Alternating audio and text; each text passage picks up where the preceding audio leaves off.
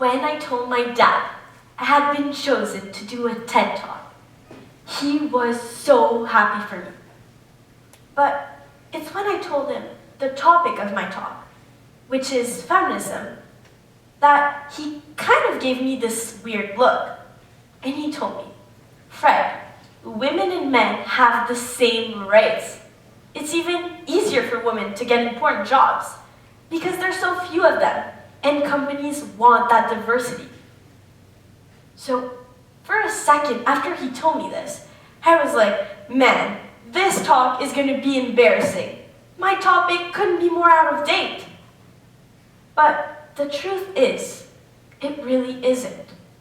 If companies want women in those positions of authority and power, why are so few of them filling these jobs? In Canada, less than 13% of board directors are women. Men occupy most of the positions of authority and power. And this does not make sense to me. I want to be successful. I want to be able to achieve my goals. I want to get into one of my dream universities. I want to be happy and healthy and have a family that I can provide for. I want to travel and experience everything. I want to contribute to my work and to my community. And I'm going to work so hard to achieve all these goals. But why should I have to work twice as hard? I guess this makes me a feminist. But the thought of standing up here and telling you all I'm a feminist is terrifying. Because today, this word comes with such a negative baggage and so many stereotypes. So, why is the word feminism the new F word? I'm going to ask you a couple of questions. And if your answer is yes to these questions, just raise your hand up. Do you believe all human beings are equal? Do you think that a woman should be paid the same as a man for the same job? Do you think that a woman has the right to make decisions about her own body and health? Do you think that a woman is capable of being president or prime minister?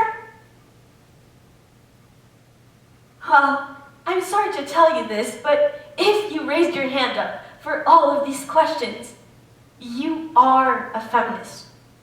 Because according to the dictionary, feminism is the theory of the political, economic, and social equality of the sexes. And today, it has become so much easier to admit to being a feminist because of pop icons like Beyonce, Emma Watson, and Amy Poehler, who speak openly about this. And I'm willing to tell you all I'm a feminist because of women like them. But even more so, because of an Ecuadorian woman who I met back in December on a service learning trip. Her name was Analita, and she is one of those women that dared to stand up for herself, however scary it might have been. So the way most indigenous communities work in the Andes is that every week the community gathers in a circle and talks about their problems, solutions, and future projects. It's kind of like a city council. Everyone is welcome to sit in those meetings. However, women aren't really welcome to talk. Might I remind you that gender equality in this third world country is not even close to what we have here in North America. Old attitudes from the hacienda system, where a Spanish colony ruled a part of the Ecuadorian territory and owned the natives as slaves, are still drilled into their minds. Girls must obey and be silent. Analita always sat in those meetings, but she did give her opinions, and men became annoyed about how outspoken she was. So to prove to her that she was incompetent, to show her how difficult being an actual member of the council was, they elected her as president and sat back, waiting for her to fail. And what happened? She became president with no support from the men in her community and started by talking to the mothers and visiting all the homes. It was the first time a community leader was asking for their opinion, their solutions, changes they wanted to see, and solutions. And let me tell you that the year Rosanna was president, the community never benefited as much. She said this worked so well because mothers don't think of themselves first. They think about their family. So that year, the community's investments benefited everyone. She did not only acquire the women's respect, she acquired the children's respect and the men's respect. And after this, she went on to create multiple girl and women's groups to make it possible for women to bring an alternative income to their family and for girls to have access to education.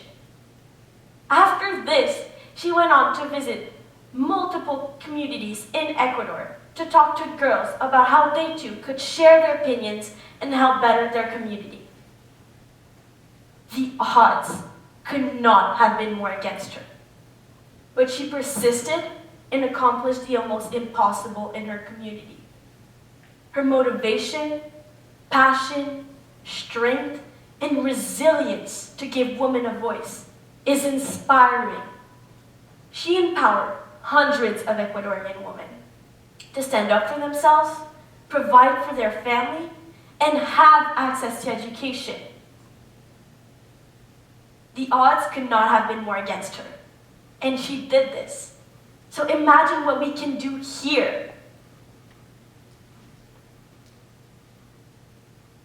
Even though this woman has an endless list of qualities, I think that the best word to describe her is the word feminist. And talking to her really made me realize that being a feminist does not mean you hate men or want them out of the picture. It just means that you believe both men and women should be afforded the same rights. Equality, it's not that complicated. I don't know what it is about this word. Is it because of the way media has portrayed it? Or is it because it has the word female in it? I don't know why it's so scary. Because to me, it simply stands for equality. And contrary to what some believe, this word is not reserved for girls. And even if all women call themselves feminists, that's only 50% of the population. To see change, you need that other half. Luckily, a lot of men of influence already call themselves feminist, like the Dalai Lama or pop icons like Joseph Gordon-Levitt and John Legend. I know it might seem like a heavy word, but you have to own it to make other people own it. I read a lot of articles about feminism for this speech, and what struck me the most was the number of people who said, "I'm not a feminist because I love men." Or, "I'm not a feminist, but I believe in gender equality." Being a feminist does not mean you hate men. Being a feminist is believing in gender equality. And even if you are like my dad and think that women and men are treated the same here, I can tell you that there's not one country in the world that can yet say they have achieved gender equality. Obviously, my dad wasn't saying this out of bad will. He sincerely thought that both men and women were treated the same. And he thinks this because growing up, I was treated the same as men. He raised me, giving me the same opportunities as my brothers, and loving me just as much. I got treated the same as the boys in my class. I got treated the same as the boys in my sports team. I got the chance to do the same activities as boys. This summer, for example, I went on a 50-day canoe trip with 6 other girls and 2 women counselors. And we paddled around 30 kilometers every day, sometimes close to 50, portage our canoes on our backs and our heavy food packs, just like the boys' cabins did. And to think that just a few years ago, when my friend's mother was a camper, their counselors had to be men because they didn't think females were able to carry those canoes.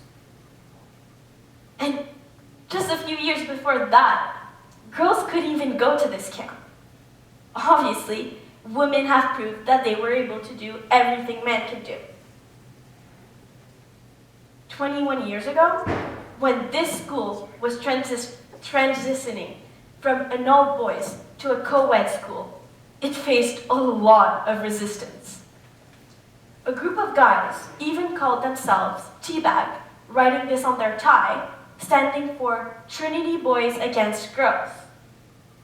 Obviously, today at TCS, girls and boys are given the same opportunities in sports, academics, arts, you name it. I wish more changes like this could be seen everywhere.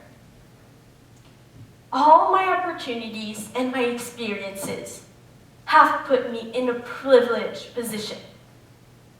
And it is with this privileged position that I can stand in front of you and proudly tell you that I am a feminist. I believe in the equality of both men and women. And it saddens me to have counted 5 times more little boys running around the school we helped build in Ecuador than little girls.